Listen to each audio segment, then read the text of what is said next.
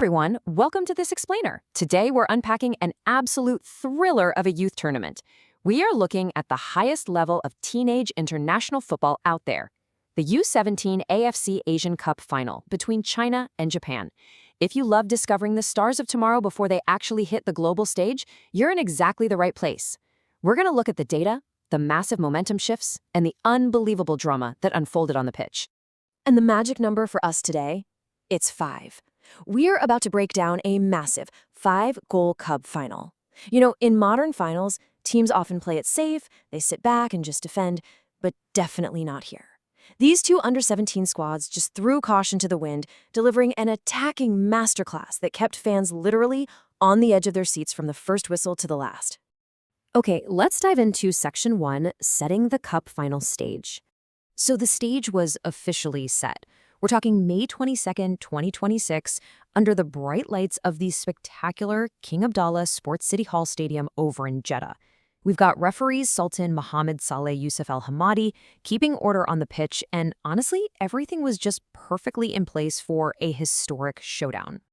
Moving right along to Section 2, what the fans predicted. Heading into this match, there was definitely some heavy favoritism. Looking at a massive turnout of 1.4K fan votes, a commanding 62% of the community picked Japan to just lift the trophy outright. China, well, they were backed by only 25% of the voters, with the remaining 13% calling a draw. So yeah, Japan clearly had the weight of expectations squarely on their shoulders. But wait, the fans definitely weren't expecting a boring one-sided affair. A staggering 82% of those voters said yes when asked if both teams would score. Only 18% thought someone was walking away with a clean sheet. Basically, the community was bracing for a high-octane, action-packed match, correctly guessing that both of these brilliant attacking sides were going to find the back of the net. Which brings us to Section 3, Japan's first half blitz. Man, as soon as that match kicked off, Japan wasted literally no time, proving exactly why they were the favorites. For the first half hour, it was kind of tight, right? But then, boom, at the 32-minute mark, T. Satomi breaks the deadlock. And just as halftime was approaching, the floodgates absolutely opened. Kei Saito doubles the lead in the 43rd minute, and then deep into stoppage time at 45+2, M. Kitahara makes it 3.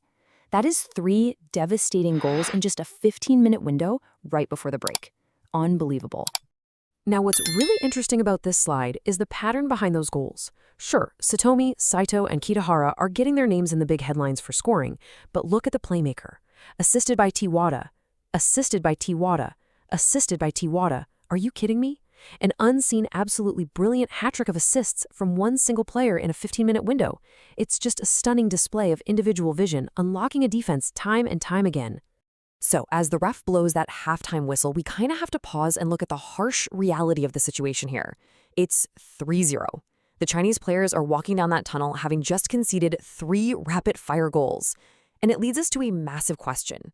Down 3-0 at halftime in a continental final, could China possibly mount a comeback? Or, was this game already over? Let's find out in Section 4, China's dramatic second half. Well, let me tell you, the energy completely flips. China did not come out of that locker room ready to surrender. No way, they came out with a massive point to prove. The really crucial thing here is how China's manager reacted. Right at minute 46, literally the start of the half, China makes a bold triple substitution. They bring on Zhao for Kwang, Xu for Pan, and Liu for Zhen. And wow, did it pay off instantly.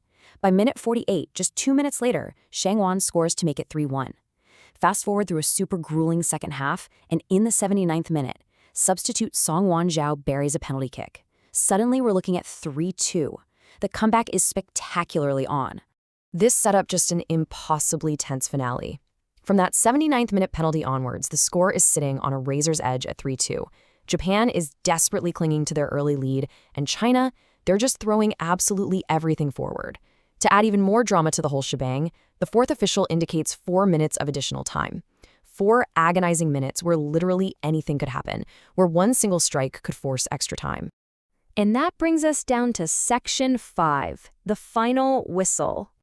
In the end, Japan manages to hold on and win it 3-2. China absolutely dominates the second half 2-0, but Japan's crazy 3-0 first half blitz was just enough to secure them the trophy. And playfully enough, if we look back at our community data, the fans got it exactly right. The majority correctly predicted a Japan victory, And that massive 82% correctly predicted we'd see both teams scoring in a total high-octane shootout. Man, what a match to unpack. Seeing a 3-2 cup final filled with such intense momentum swings is exactly why youth international football is so incredibly captivating. We got to witness a hat-trick of assists from Japan's Wada and a valiant, tactical fight back from China that was just inspiring. It really leaves us with one final exciting thought to ponder. With such a thrilling display of raw talent on the pitch today, which of these U17 stars are we going to be watching dominate at the next Senior World Cup?